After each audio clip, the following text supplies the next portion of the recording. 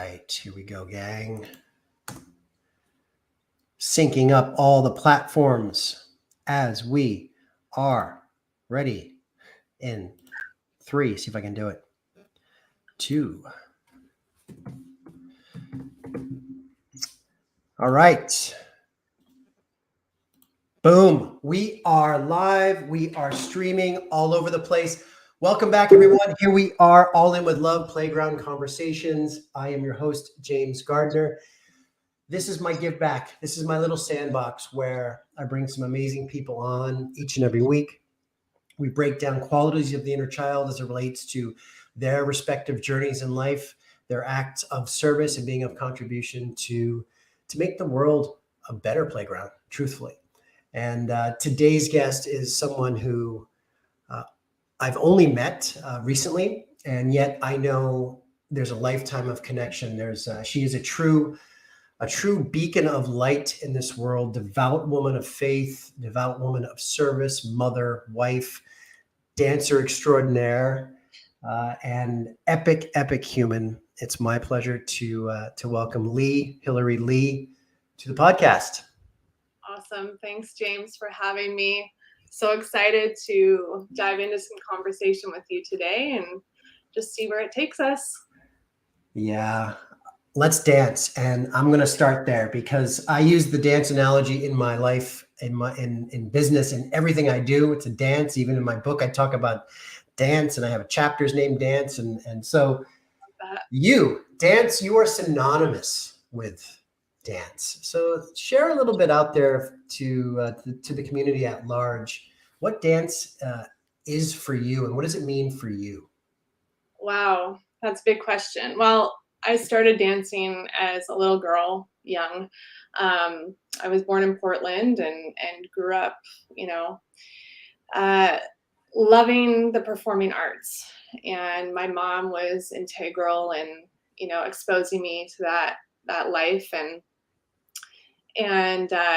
So yeah, I started young. I moved to Canada when I was 10, and it was at that time that I really started getting plugged into, a full lifestyle of, this is what I want to do. I knew as a young girl, and I love to choreograph and create dances and themes. I mean, I think it's one of the things that God has gifted me.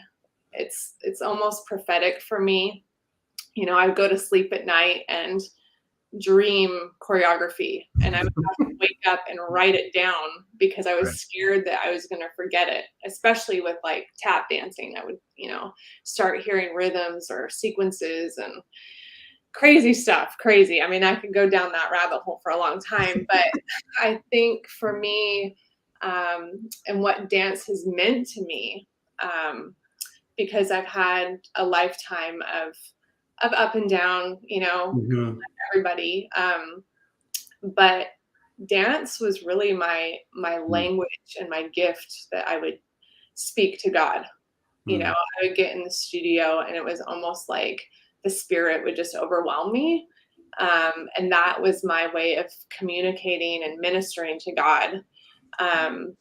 I'm not a singer. I mean, I'd love to sing, but it's like not my thing. But dancing, that was kind of the language of my soul, So it got me through a lot of really hard times. Yeah.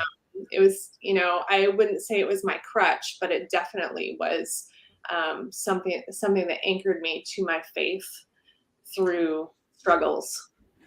Yeah. What I love that you said a few moments ago is it was your channel of source in a sense of God. And the inner, as I talk about, the inner child is synonymous in my term, in my lens of being creative and being one with this kind of artistic creative ability.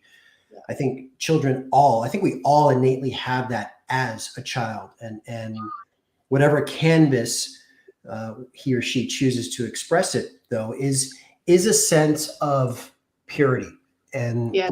And what I love about your saying is that was your pure essence as a child that grew into a woman, and dance was that conduit to faith, and also importantly, what I love too, it was your anchor, truly. Yes.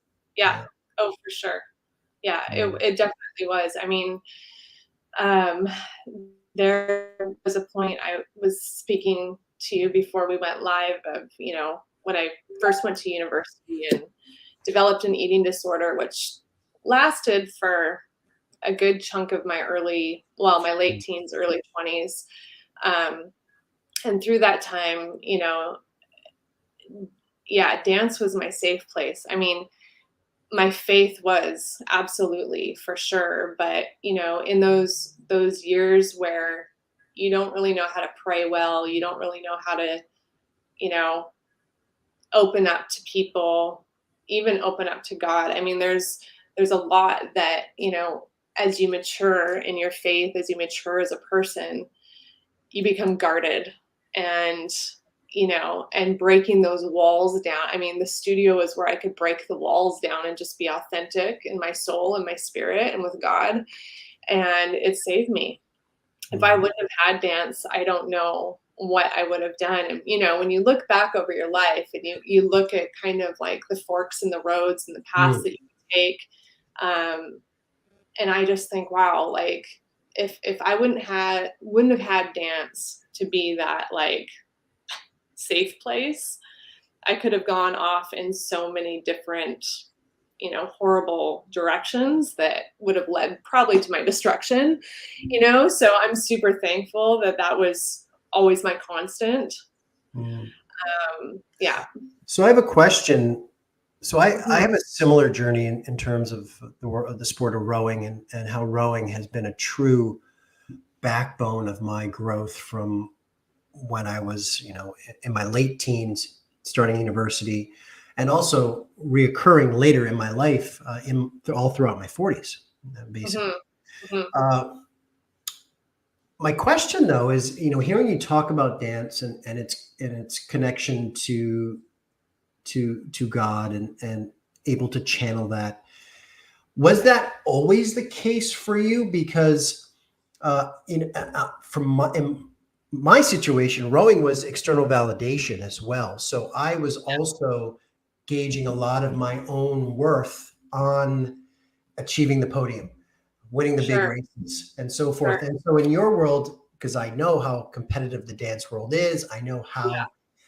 how it's body types, and creative ability, and all of that. Was that something that you struggled with, or had to navigate yourself, or was it always a pure thing for you?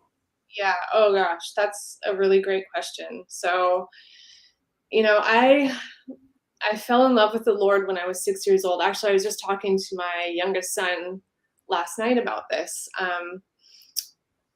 Because he loved, I mean, my kids love the Lord, but at 6, I chose on my own and decided that I wanted to get baptized. And there was something, um, I just knew in my spirit that I needed a savior, you know?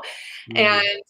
And I knew in my heart that, you know, God was calling me in this path. I mean, my mom used to say to me, like, one day you're going to be a preacher. One day you're going to, you are going to be doing something in ministry. And I mean, she spoke that over me when I was a little girl.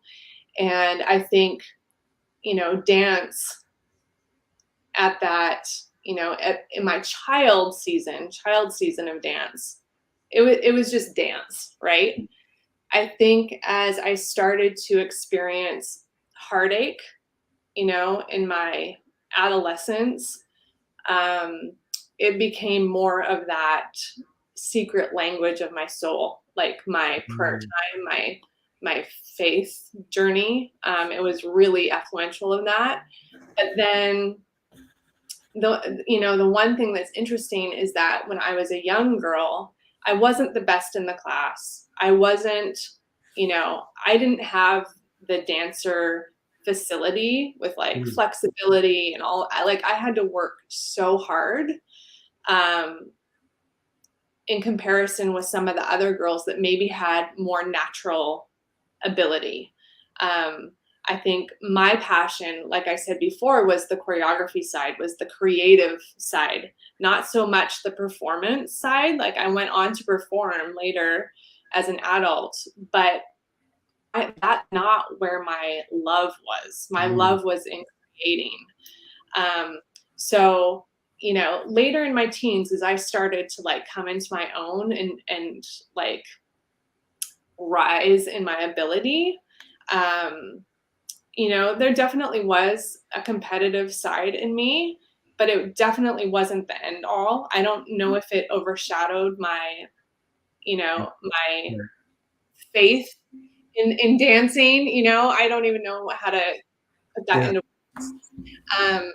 But I definitely saw as I started to, you know, own a business, like own a dance studio and choreograph. And I saw that that was where I was like achieving accolades, you know, was in my choreography. I mean, definitely there was a fire in me that like every year I wanted to like top what I did the year before. Right. You know what I mean? Even though like I still in the studio, it was my time to be with God. And, you know, my mom said to me one time, she said, you know, your mission field is the dance studio. Like if you want to be a role model and go share your faith, go do it in the dance studio, because that's going to reach people and change lives. And I really took that to heart and wanted to be the best role model I could for the kids that I taught. And then, you know, I developed Crucible Dance Ministry kind of later, you know, in my later 30s. And that was a total move of God, like in my life. I felt being called out of, you know, the secular dance world and more into like a ministry of dance where I could really implement my faith and teach dance and see where doors would open in that. And, you know, that's what led us to the mission field. Just that simple act of obedience, right? And just listening. Okay, God, where do you want me in this? And honestly, I didn't want to be in the dance world anymore. That was a God thing for sure. I was wanting out of the dance world, and he's like, nope, you're staying in it, and this is what you're gonna do. And I listened. There was tears, but I listened, and I said, okay. And I just saw him move in that area of my life. So it's definitely been a roller coaster, but he's been there through it all.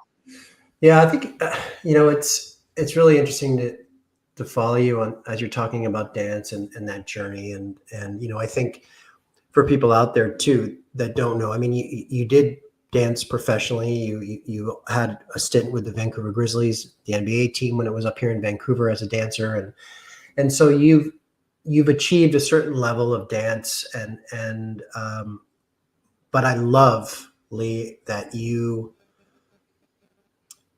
I feel it. The anchor was your faith, and you know, one of which I think also prevented you to a degree from going down the slippery slope that maybe I went, in terms of, you know, completely associating my self-worth on achievement, on you know, the podium, you know, and all of that, and I've seen that in my life. In other areas, and as you know, in the acting and entertainment world, same thing. And Totally. Was that your time in New York? What's that? Was that when you were in New York? Do you feel like that was your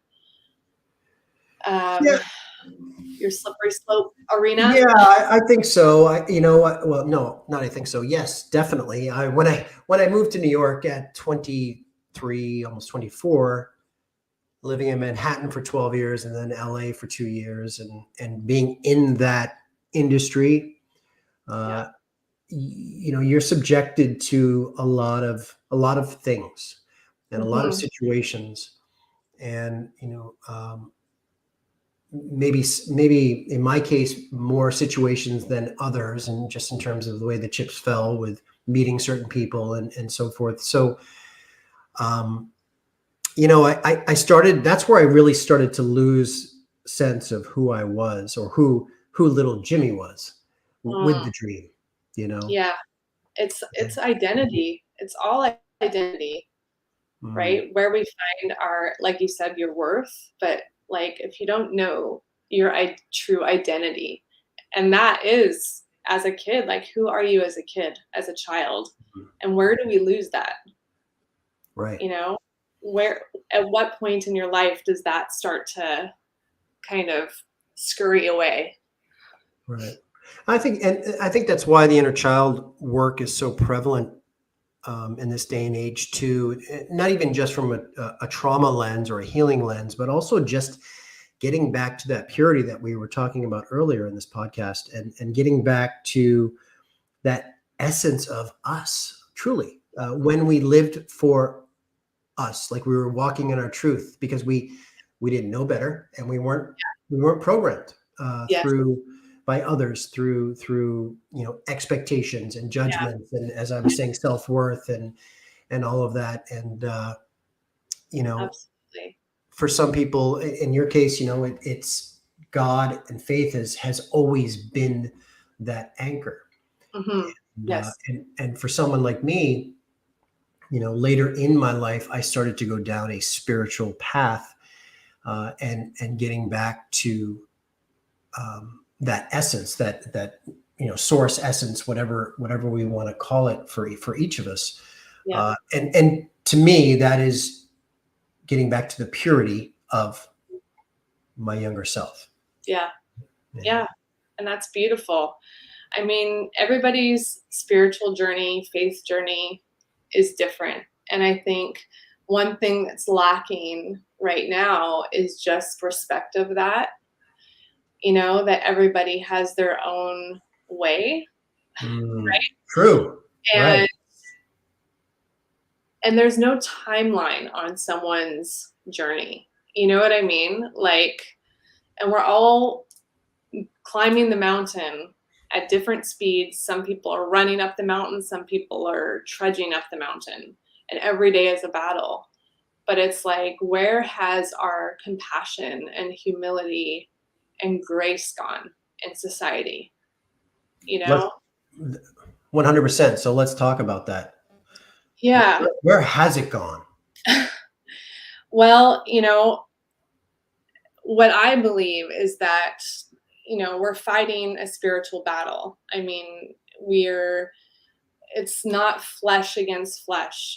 It's the spiritual realm that is really battling for souls. And when we look at cancel culture, or the divide in politics and the political realm, when you look at what's happening geopolitically overseas, and even the whole debacle over, COVID-19, and the what's right. It's like everything has a spiritual element to it, and the minute we allow our value systems and our moral compass to be tainted or misguided, it opens up this door to destruction. And Mm, I think that is what we're facing today, that has allowed so many people to lose their compassion, to lose their source of love and light. And um, and I just believe the only way that we can do that is to get back to our creator, to get back to his original design for who we are as human beings. And that's to love one another, to love him, and to cultivate the earth, mm, cultivate and make good of the earth. But I mean, we see that is not happening. We are so far mm, from that original design. mm. And there's a hardness of heart, There right? is. There is. It says in the Bible that in the end days, good will be called evil and evil will be called good. And that's what Mm. we see happening today. Mm. right? Yeah. The this concept of energy and frequency. I talk a lot with energetics and frequency, and this grace and humility, as you're saying. I feel like collectively over the years, over the centuries, over the years, we have a certain dial of frequency as human beings, and through everything, it's like year after year, it's like we're going down a level on the FM dial of Yeah. humanity, and that collective increase in negative frequency, Hmm. is having a compounding effect, and all these things that you listed, are adding to it, and we are a cancel culture, we're a convenience culture, Yes. we don't play anymore, we don't No, honor the dream, we don't honor the creativity not that enough laughing. that's wrong, exactly. What's Pure, the pure laughter and joy, is suffering for sure. could you imagine, um I always have this pipe dream in my head, but like we see these world movements where, like, okay, at noon on Monday, everyone's going to take a meditation and pause and all this stuff. How about we do a worldwide collective laugh? Could you Right? could Oh you my, just right imagine the energetic frequency of yeah. that vibrationally across the world? That would be like, Oh, transformative it for really sure. would be. It Oh really yeah. would be. Yeah. You Yeah. know? And like the deep belly laugh, Yeah. like deep, deep belly laugh that just feels so good. I mean, I feel like after you've had a good laugh, nothing else matters. It's just like your spirit is refreshed, you feel good, life is okay. You can move on. Yeah. And who laughs the best? Kids, right? Absolutely. So Absolutely. stay young and Yes. laugh. Stay young and laugh, people. Yes. Yes. Amen to Um, so Lee, switching gears a little bit, because I know there's a lot of things that I want to talk to you, and that. I feel Mhm. like you and I could talk for hours. Yes. Maybe we'll have a part two of this conversation. Sure. Anytime. I do want to chat though about the state of the present day man in the world. You and Mhm. I touched briefly on this when we met last week, and it just seemed like a good conversation. And I'm just going to ask you straight out, as a woman, devout woman of faith, Yes. and a woman that has selfless acts of service on a day to day basis. What do you see? What do you think of the modern day man in this world, the Mm, male? mm. Well, I see masculinity being attacked. I see femininity being attacked. Um, the original design of man, right, was to cultivate the earth and to be a servant and to be a provider and a protector of his family and to be a strong and wise man of faith. Um, there are a number of issues, I think, on the political agenda that have really been compromising to that biblical, you know, image of what a man or a male should be. Um, and I think our nations are suffering because of it. I think they are weakening our nations. I think we need men to be leaders, um, to help carry our civilization and to have vision and authority. Um, and not that women can't do that either, but I mean, the creator has given man a specific purpose on earth, and And that is being very much compromised at this time. And it's scary. It's really scary because I think there's a lot of confusion. There's a lot of mental health issues, men not feeling worthy enough to be men, not men, not knowing their place in society. Men being scared to just be a manly man, right? And we're suffering, definitely. Our culture and societies are Do you feel that there is a pandemic, use that term, pandemic of toxic masculinity in this day and age? Well, I definitely think toxic masculinity in that sense has been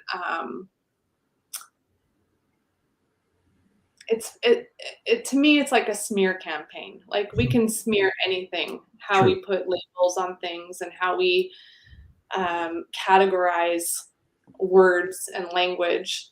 Definitely. I think there's so many factors that are playing into,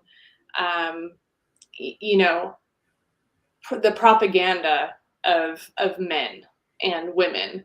And when we look at, the attack on not only gender, but race,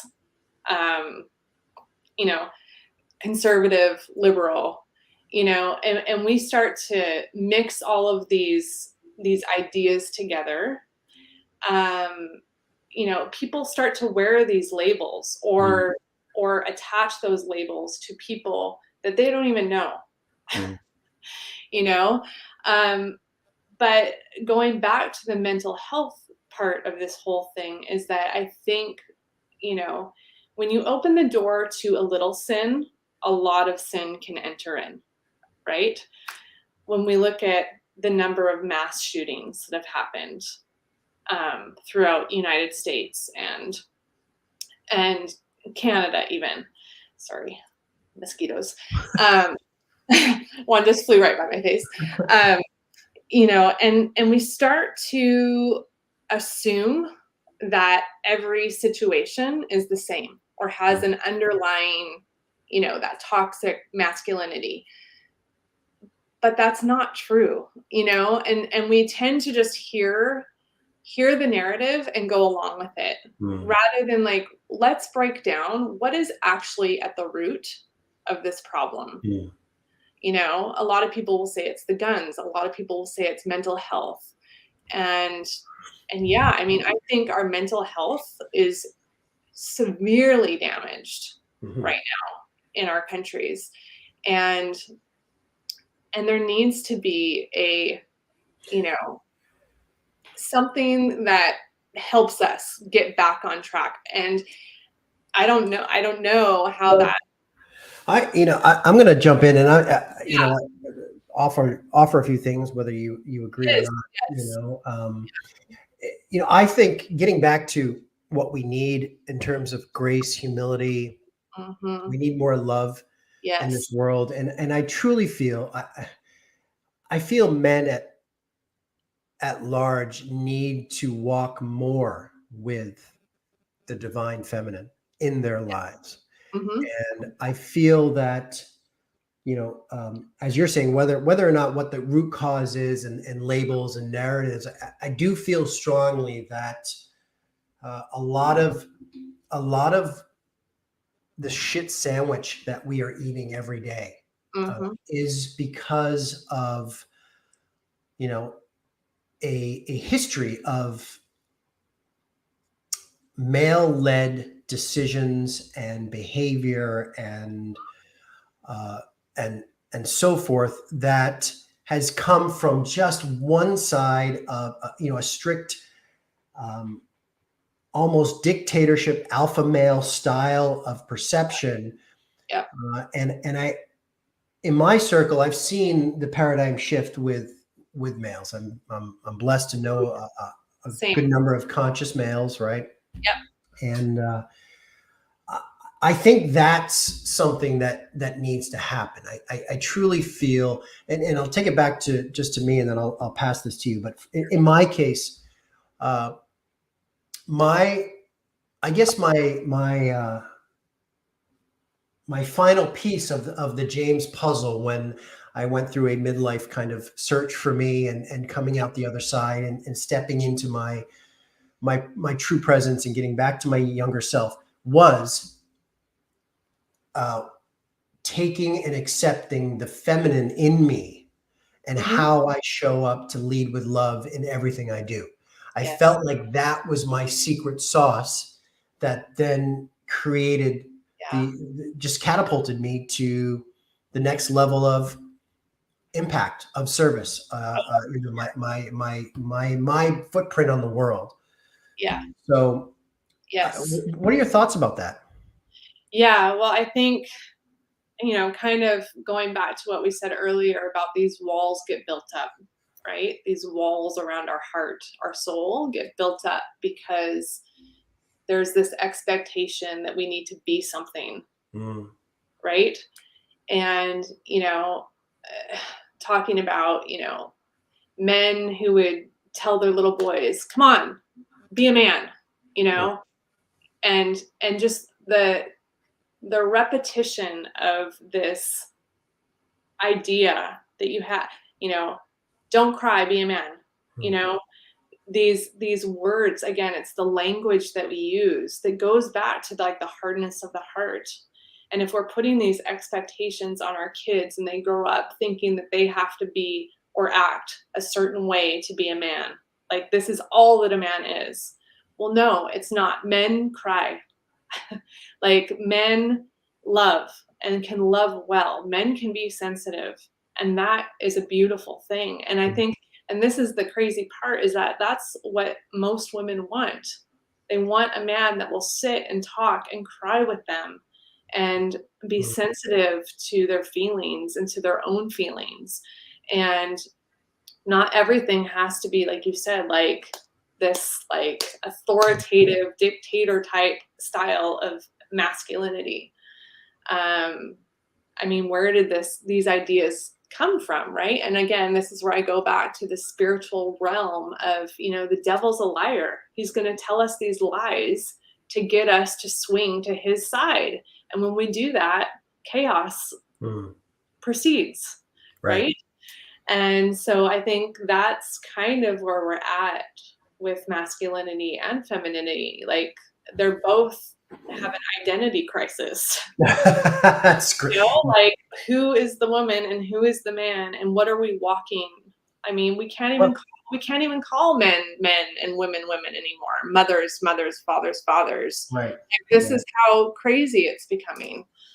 And Well, and there's people out there that actually kind of like this approach. I haven't really dove in to give it a lot of thought. Mhm. However, why does it have to be male and female? I mean, we are just a human being, right? And why does it even have to be that? Mhm. Yeah. And that label, because we are, as you said, like we attach labels on everything, Yes. right? And now, my God, I feel like you said, I don't even know what to call people half the time. Yeah.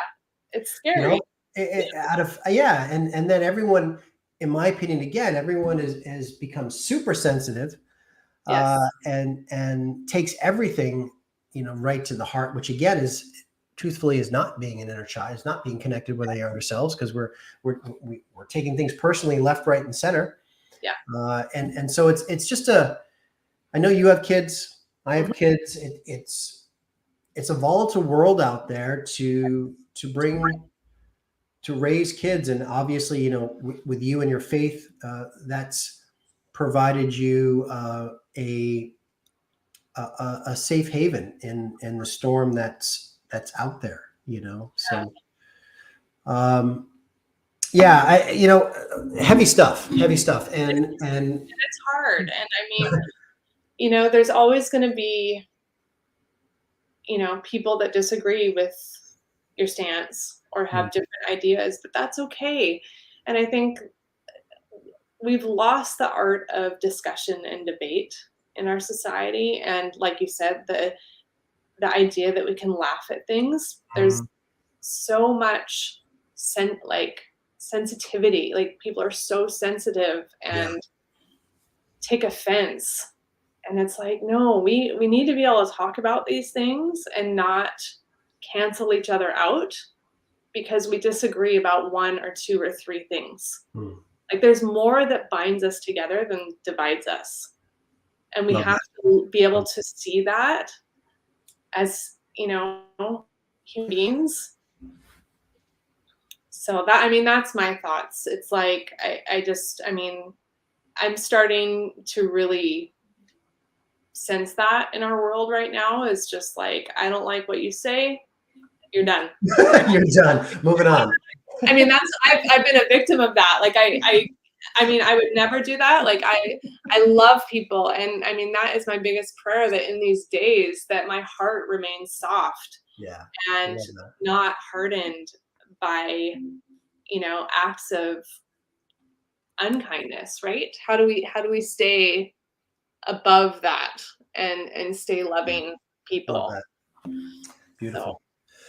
What I'd like to do, Leigh, is let's shift our own narrative for a moment. Let's shift our own discussion topics. Let's get back to the playground here in the last 5 minutes. Let's lighten up and chat a little inner child stuff. And I'd like to ask you a couple of questions, and just love to hear your responses. Okay, so in my book, in my journey, little Jimmy has shown me that the way that I operate in the world is by four key compass points, if you will. Okay. And they are truth, freedom, artistry, and intimacy. And those are my decision makers. Those are how I navigate life on a day-to-day basis, from micro to macro situations and experiences. So, what does truth mean to Leigh? I'm going to ask you truth. What does truth mean to you? Well, I believe in absolute truth. I believe there is an absolute truth. And, my truth is the Bible. All my foundations come from the Bible. And I know that doesn't resonate with some people, and that's fine. But that is my truth. I don't resonate with having my own truth. I resonate with the truth. Okay. And that's, what has given me the foundation for my life. That's what's brought me through to where I am today and continues to every day. I don't think truth is subjective. I believe that there is absolute truth. And I think this is where, when we look at a moral compass, you can't have a moral compass unless you have a creator that has told you what good and evil is. You know what I mean? Because if we don't have those foundational breakdowns of good and bad, then it's to our own discretion. And that's where it gets that's where it can get a really rocky foundation, because then what your truth is your truth, and somebody else's truth is somebody else's truth. And you can't ever have a common medium, right? But if we look at the foundational truths of what good and evil is, then there's no breaking that. There's no going beyond the limits of what that looks like. So for me, that's truth. Love it. My closing question to you, Leigh, would be, or is, in my journey in the book, I talk about there's a doorway for all of us that inevitably at some point we walk through. The child within walks through to adulthood, and some days or sometimes that's happens earlier in life than later. If you could go back to that moment for you and channel little Leigh, what advice would you give the Leigh that is about to take a journey into this adult world? Wow. Oh, slow and steady. Mm. For a lot of my life, it was very fast, very busy, very go, go, go. And I can see how that wore on me and drained me from a lot of my capacity, um, and caused many sleepless nights. And I think this is where my life has changed a lot in the last decade, just primarily from my spiritual practices of, slowing down, having quiet time every day, resting on the Sabbath, really like totally giving that day to God, um, and having simplicity, just Mm. living a simpler life. And I often joke about this, like, man, if I would have known this like 20 years ago, right? How different life would have been. Like we always go back and be like, what if, I would have known these things or done these things? And I mean, and I have no regrets, like no regrets in my life at all. I'm very thankful for the highs and lows and the adversity that I've had in my life. But I'm very, very grateful today that I'm on this slow and steady path of, just living one day at a time, living for that adventure, for, the next door that God's gonna, open for me and my family. But it is a very, very much a discipline of being slow and steady. Mm. Love that. It's a beautiful thing. And I love that you are willing to see what adventure unfolds each and every day. Yes. That is a beautiful, beautiful gift that our younger selves did so well back Oh, in the day.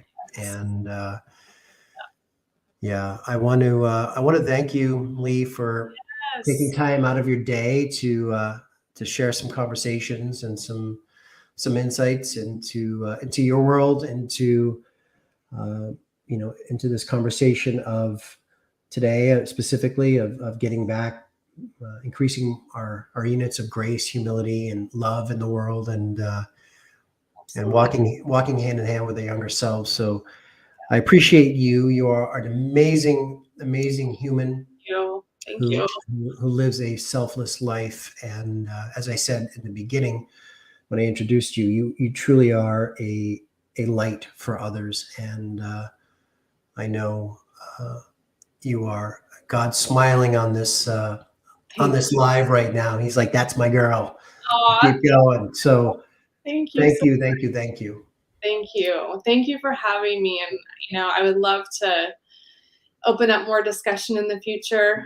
This is my jam. So anytime, I love it. Have some Awesome. laughs and good talks. Amazing. Great, I love that. I love that. We'll do for sure. We'll definitely get you back on and keep going for sure. great. Thanks, James. Thank you. And thank you, everyone, for tuning in. We have some really great comments on the comment board. Sorry, Barbara Shepard, we were engaged in a deep conversation, but between myself and Leigh, we will definitely get on there and respond to some of the questions and some of your comments. Thank you. Thank you. To everyone out there, thank you for tuning in wherever this finds you, on the live, on the replay, on the podcast, whatever platform it finds you. Thank you. This is my little give back, my little ode to little Jimmy, all in with love, my journey to the hero within, which is available worldwide now at over 50,000 booksellers online. So you can find it everywhere: Barnes and Noble, Indigo, Chapters, Amazon, you name it. Apple Book, Google Play. It is out there. It is a story of rediscovery, of play, love, curiosity, wonder. And I would welcome all of you to take the journey as I move forward here in this world with my younger self, who is sitting next to me. All right. Mad love to all of you. Thank you. We'll see you on the next episode. Bye for now. Cheers.